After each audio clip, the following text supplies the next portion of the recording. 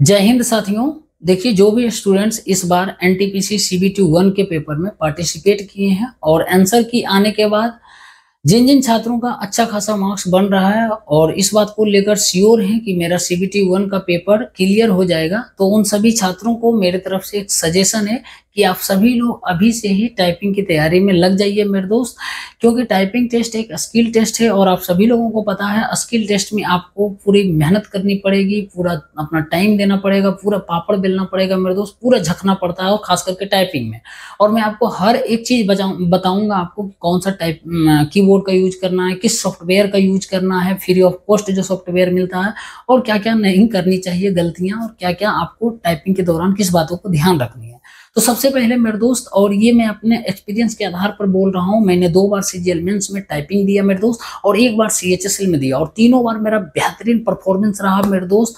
कहने का एरर मेरा जो है ना, ओबीसी कैटेगरी का 7% था, लेकिन मेरा आधा % की एरर नहीं हुआ था, और हर तीनों एग्जाम में, ठीक है ना, तीनों टाइपिंग टेस्ट में बैठे थे। अब देखो आपको करना क्या है। सबसे पहले आप श्योर हैं इस बात को लेकर मेरा रिजल्ट हो जाएगा सीबीटी 1 में, तो आप बिना समय गंवाए हुए जिस वक्त आप वीडियो को देख रहे हैं मेरे दोस्त, उसी समय जो है आप अपने आसपास कोई टाइपिंग का इंस्टीट्यूट है, कोचिंग है, क्लास है, कोई टीचर है सिखाता है, तो आप वहां पर ज्वाइनिंग कर लीजिए बिना समय गंवाए हुए मेरे दोस्त। आपसे वो 250 से 300 रुपये पर मंथ लेगा, तो आप जाकर वहाँ ज्वाइनिंग कर लीजिए।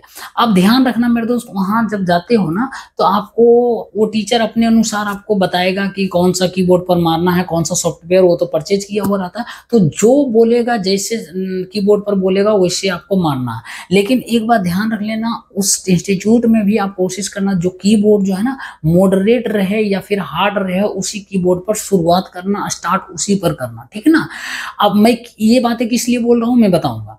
उसके बाद आप रूम पर भी आना, 1 घंटा तो वहां क्लास हो गया, 1 घंटा फिर रूम पर मेरे दोस्त आप प्रैक्टिस कर लेना टाइपिंग लगाकर। जिन छात्रों के रूम में जिनके पास लैपटॉप या कंप्यूटर होगा वो आप लगा लीजिएगा, एक कीबोर्ड खरीद लीजिएगा, ठीक है ना। जो भी कीबोर्ड खरीदना, एचपी का खरीद लो, एचपी का, ठीक है ना, ठीक रहता है एचपी का।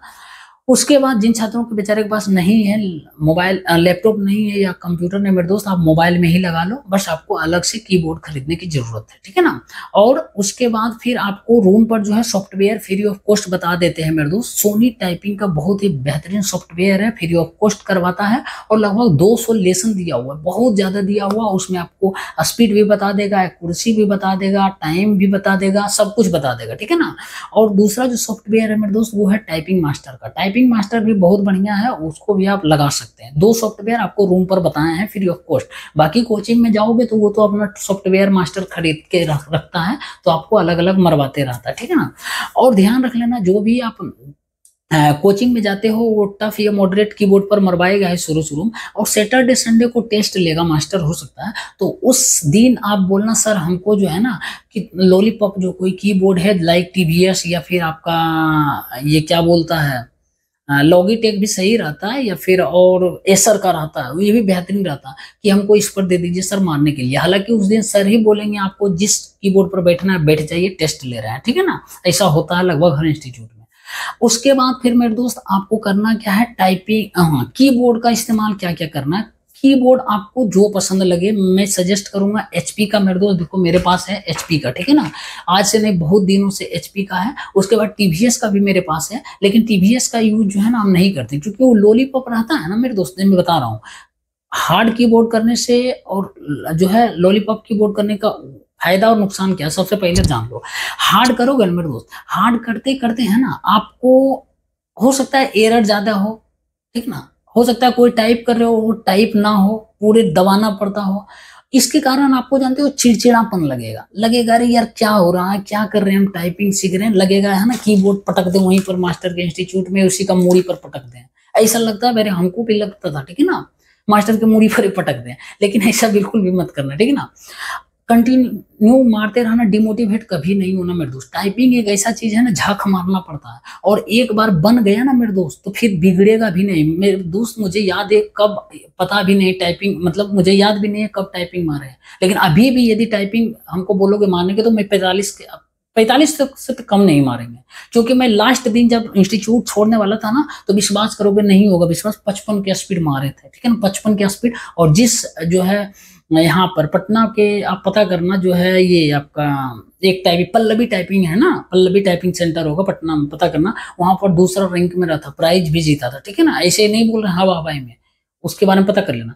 उसके बाद फिर आप क्या करोगे, जैसे ये, हाँ, टाइपिंग देते समय मेरे दोस्त एक समय ऐसा आएगा ना कि आपका स्पीड जो है ना 20-25 जाने के बाद आगे मतलब जाकर आगे बढ़ने का नाम ही नहीं लेगा, 30 बढ़ेगा ही नहीं, 20-25 ही रहेगा। कितनों मेहनत कर लोगे, कितनों करोगे, लगेगा छोड़ दें। लेकिन ये चीज कभी मत करना, हम बता रहे हैं ना, मेरे साथ भी हुआ इसीलिए बता रहे हैं, कभी मत करना। 20-25 आएगा, कंटिन्यू वही बोर्ड पर मारते रहना।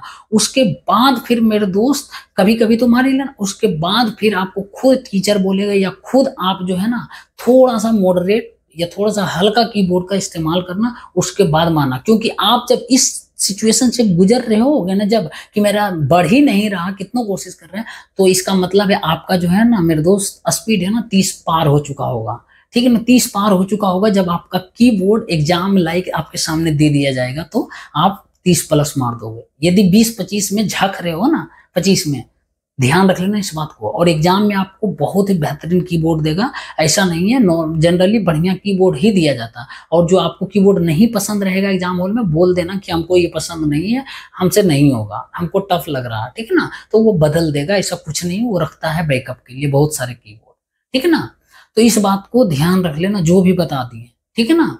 क्या क्या बताएं, पहला नंबर तो कोचिंग ज्वाइन कर लो मेरे दोस्त, इंस्टीट्यूट अवश्य करके ज्वाइन करो, क्योंकि जानते हो रूम पर संभव नहीं होता है, एक दिन करोगे दूसरा दिन छोड़ दोगे। मैं खुद हिंदी का टाइपिंग किया था रूम पर, है ना, अभी तक पता ही नहीं कब छोड़े हैं।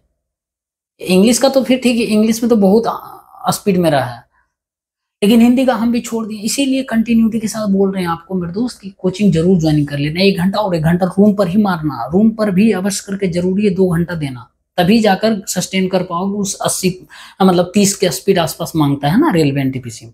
और उसके बाद उसमें तो बैकअप भी नहीं देता, मेरे तो बैक स्पेस भी नहीं देता, ठीक है ना। और हालांकि एक्यूरेसी जो है एरर ज्यादा माफ करता है, तो इस बात को ध्यान रख लेना। पहला टीचर के पास ज्वाइन कर लेना, दूसरा रूम पर मारना, और कौन सा कीबोर्ड यूज करना है, टफ वाला पहले रहे या मीडियम वाला, ठीक है ना। उसके बाद सैटरडे संडे को टेस्ट देना, तो एकदम लॉलीपॉप जो कीबोर्ड रहेगा मेरे दोस्त उसको यूज कर लेना। बाकी सॉफ्टवेयर के बारे में आपको फ्री ऑफ कॉस्ट बता दिया, सोनी सॉफ्टवेयर, उसके बाद टाइपिंग मास्टर का है, ठीक है ना। इस चीज को कान में ठूस लेना बढ़िया से मेरे दोस्त, और अभी से लग जाना, ठीक है ना। फिर भी कोई सवाल रहा तो जरूर बताना कमेंट करके, भैया ये सवाल रहा। और ध्यान रख लेना, इसीलिए हम आपको ये भी इंस्टीट्यूट आपको डिसाइड मतलब सजेस्ट कर रहे हैं, कोचिंग या कोई टीचर के पास, क्योंकि मेरे दोस्त वहां पर जाओगे ना, वहां पर बहुत सारे स्टूडेंट्स आपके जैसा टाइपिंग करते होंगे, ठीक है ना।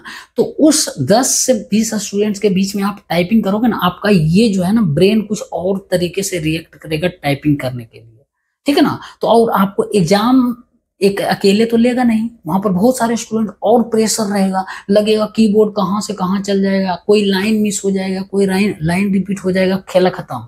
टाइपिंग में यदि आप किसी लाइन को मिस कर दिया ना, लिखने में भूल गया हो ना, खत्म कहानी।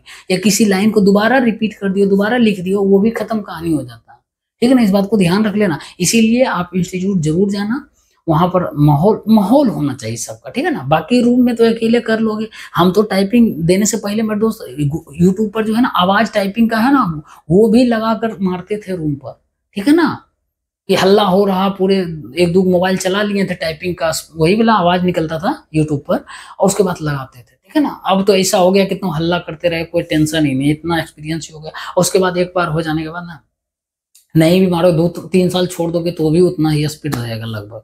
चलो भाई, कोई सवाल है तो जरूर बताना, ठीक है ना।